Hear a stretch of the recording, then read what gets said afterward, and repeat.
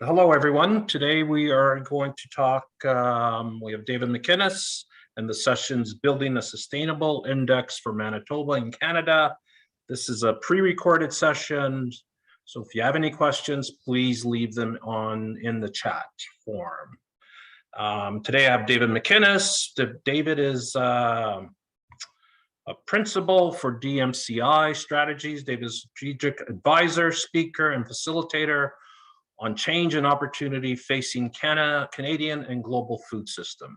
As part of this role, he has initiated and currently leading a private-public coalition of over 75 partners to develop Canada's first Agri-Food Sustainability Index, the National Index on Agri-Food Performance, a novel tool to affirm Canada's sustainability leadership and progress. David is the coordinator of this initiative. David is a member of Agriculture Research Institute of Ontario, a governance committee member of Canadian Agri-Food Sustainable Initiatives, an Arel Food Fellow with the Arel Food Institute at the University of Guelph, an affiliate of the McGill University Institute for the Global Food Security, and a global advisor for the Nova Scotia Business Inc. He's also a senior fellow of Canada's 2020 and a contributing editor of the Economist Intelligence Unit. Welcome, David. How are you doing today? Oh, great to be here. Thank you very much for inviting me and being part of your dialogue. Awesome, thank you. Can you just kind of, I know I was part of your economic indicator session that we just rounded up yesterday. How are you doing? How is the progress coming on the other indicators, and where are you at today on those? Yeah, well, we have now close to 80 partners since that bio was written. I guess I should have updated it. Representing the private-public sector, Manitoba is well represented around our table, virtual table, both in the from the private sector and the public sector. We have the federal government, other provinces, producer organizations, associations, banks, other financial institutions, environmental NGOs, academia, and innovation organizations. So the diversity of people coming together to consider sustainability and competitiveness is extraordinary. It's going well. Lots to do, and we're making good progress, but it's quite an interesting compliment to the stakeholders to want to come together and to see how we can align around sustainability benchmarking. Great. I know being part of your session, it reminded me a lot of what we're doing in the Manitoba Protein Consortium. You know, what our ultimate benefit is to become a world leader in high value sustainable protein that nurtures and benefits all people, the local economy, and the climate. What I found a lot about our similarities is some of the indicators or actions, you know, from soil, ecosystem, biodiversity, finance, workforce, infrastructure, enabling policy, information, knowledge, innovation, measurement, and monitoring, and verification. And these are a lot of the same themes that you happen to touch on the index. Can you just kind of elaborate on some of those? And well, sure. And, you know, while we're both trying to, that is in Manitoba and nationally, trying to circle around how do we effectively measure sustainability, this is not unique to Canada. This is a global phenomenon where countries and supply chains all over the world are trying to get their hands around the same issue. How do we produce more food, more sustainably, and build greater trust and new economic opportunities? I mean, everyone is trying to figure it out. While I say that, I think that there are genuine ways of doing it and productive ways of doing it. And we have to guard against not doing it the wrong way, greenwashing. And so I think the process that we have, the process that Manitoba has, the inclusiveness, the multi-stakeholder partnerships that are brought together to try to figure this out is really a key way to determine how do we measure these complex issues, biodiversity impacts, soil health, how does this link to creating a more productive and sustainable landscape? How do companies upstream are able to lay claims down or put claims down around their sustainable sourcing of ingredients at the retail level and processing? We're all trying to figure this out.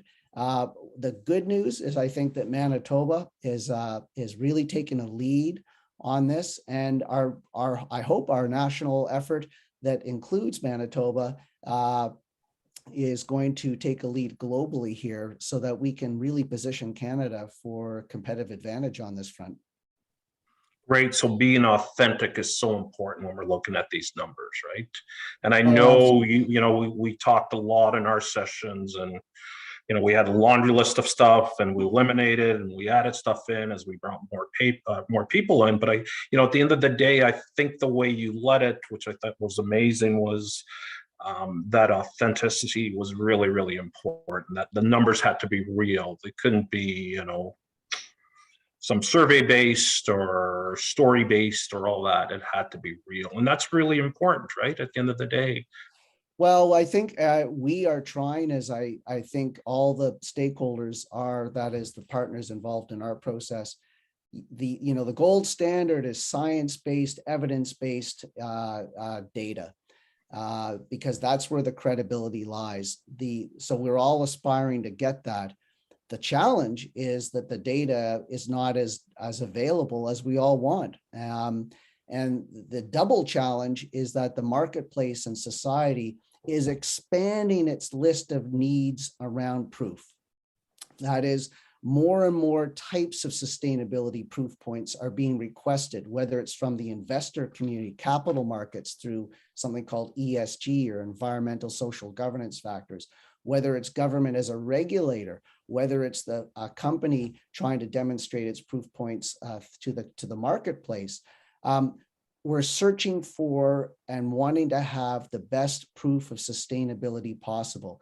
The science is still catching up, or the evidence is still catching up to where I think people and companies want to go.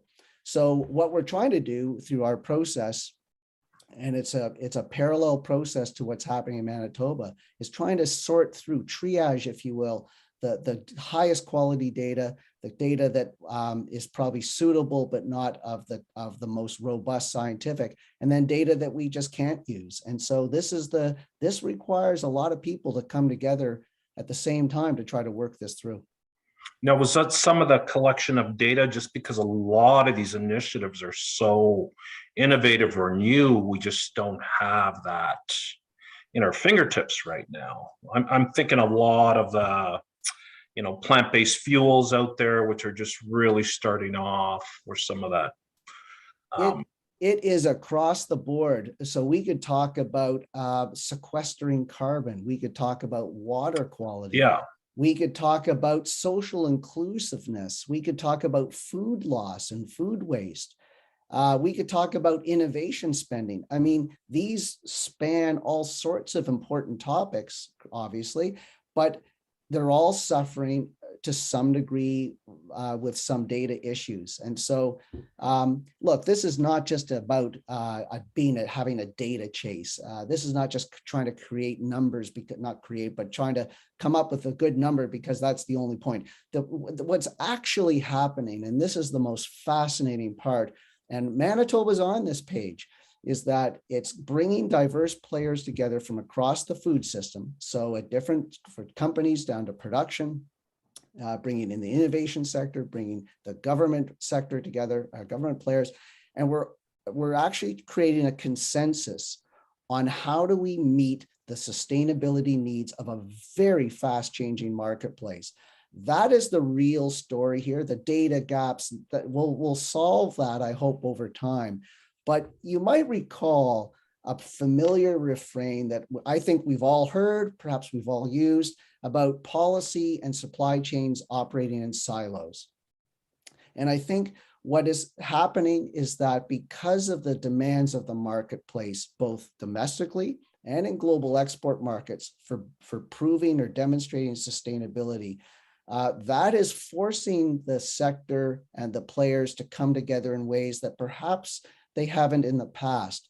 That that alignment, that driver of alignment is, I think, the real story here, because it's a way for different players to figure out how they can add value together.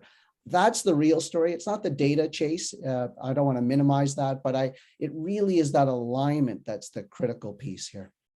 And that adds complexity, because someone in the beef industry might have different definitions or different sustainable needs or outcomes versus, a grain farmer, or an organization like ourselves, co-op that's on the retail side of things. So that's what I found really interesting, is how you brought all of this together, because it really is a farm to shelf kind of initiative, right? Well, it is, and I think I'm really glad you raised that, Sav, because I think we have to have. There's a big caution here that what we're trying to do is create an overall picture of sustainability. What are Canada's sustainability credentials? Let me put it this way. How do we know that the agri-food system is sustainable? Show me the data, or show me the evidence. So we're trying to paint this overall picture. But what we're not trying to do is, we're not scoring, or we're not ranking individual companies or farms or subsectors. You, as a company, Sav, representing your interests, and an individual producer or another company, you have the data, or you're looking for the data you need to operate and compete. That data is yours, and you need that to drive your own business. What we're trying to figure out is, how do we elevate at a consolidated view about how we're performing on GHG reduction emissions, how we're improving or managing water, how we are hiring for greater inclusivity and diversity. These higher level data points, if you will, metrics, are of interest, I think, to everyone. But we also have to know where the line is, where we shouldn't go. And that's proprietary metrics and data that's competitive and proprietary. And that's not where we have to know where that line is. Now, one of the things that really kind of tweaked my interest was, and it was one of our last sessions, I believe it was the last Friday session, where this cross-theme impact. So, when you combine climate change to health issues, we're going through a pandemic now, COVID, which has caused tons of other issues, labor, what's going on with trucking today, all that stuff. Like, how do you manage all that, right? How do you bring that together? Because a lot of these things are somewhat short term. So how do you look at this without the numbers being skewed over a short term period? Well, I think we have to recognize our own limitations. That is, with this national benchmarking initiative, that this is not going to be a panacea. We're not going to figure out all the challenges that are facing the sector. But what it is offering is, because, and you've mentioned it, and you're part of this, as are a number of players from across the Manitoba food system, but you're coming to the table with different perspectives on some common themes that are cross-cutting, that no matter where you are in the system, we're all dealing with climate change. We're all dealing with issues of, how do we understand and assess innovation benefits and impacts. We're all trying to understand how, and you mentioned COVID, of course, being a health issue, but that affects workplace health and safety. So there are these big cross-cutting themes that no one player can resolve. And so I think perhaps one of the benefits of this process that we've embarked upon is, it's giving a platform for people from diverse different places to come together and actually say, you know what, here's our perspective on this issue, and it's creating a common dynamic. The related piece to this is that benchmarking, I think, is going to become, if we do it right, and recognizing it's not trying to be a panacea, it may actually offer a lens to look at policy choices differently, because now we have a diversity of folks that may agree on some common understanding of the facts and the issues. And maybe that will improve policymaking. And that's not to say that this is about government needing to make all the improvements. This is about the players within the supply chains having a common understanding of the issues. So this may be a big silver lining, that it may offer this additional way to understand change and maybe give us some better choices about how to navigate it going forward. So that's how you see, how do you envision like Manitoba or some of the other partners using this index? Especially understanding, we're all going down and having those sustainable goals, whether it's economic or environmental or, food safety. Those are all, very, very important. So how do you envision this working? Well, I think the good news, frankly, for Manitoba is that there's been a tremendous amount of work to try to bring players together to do this within the province. And I think that having that proximity, having that common connection, and having every sort of people know each other is a huge advantage, because you could come together and grapple with issues that do fall squarely within your domain. From the environment standpoint, it's within a watershed. It could be within some of the supply chains that where Manitoba plays a formative role.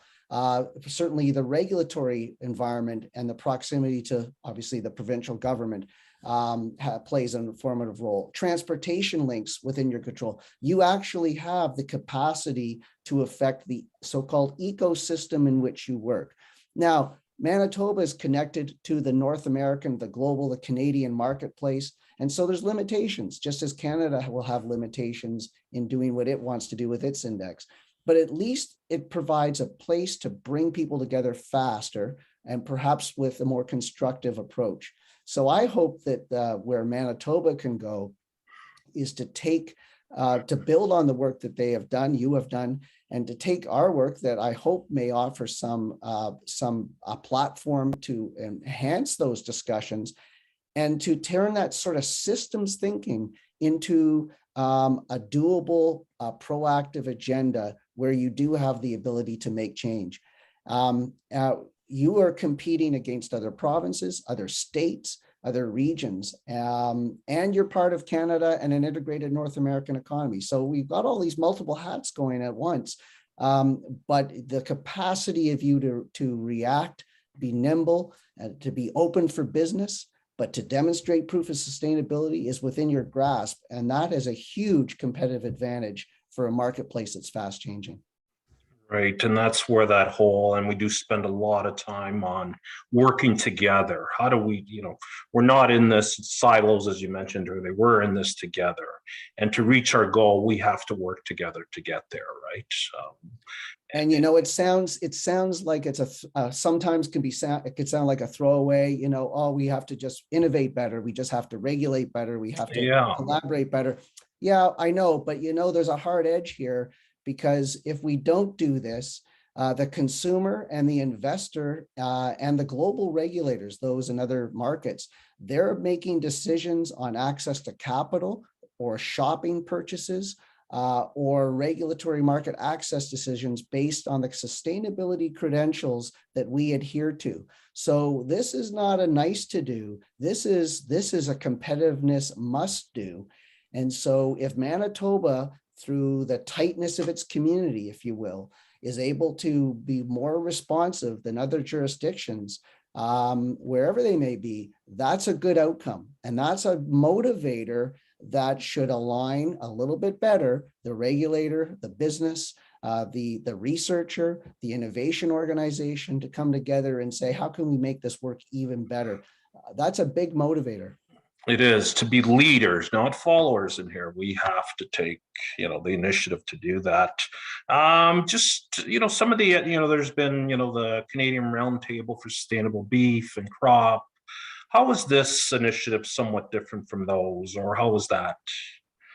It's a little bit of this and a little bit of that. So the roundtables of beef and crops are partners in our work, and we've actually learned a tremendous amount from the efforts they've taken to follow their sustainability journey, if you will.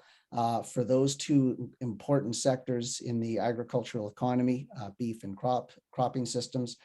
But as you know, water systems, GHGs, species, supply chains, they are not unique to a provincial boundary or a particular organization. They're cross-cutting. And so they've been very much strong contributors in our process. We're learning about how they're benchmarking their sectors, subsectors, and they're helping to steer where we can go. And so I hope it's a fully collaborative, transparent process.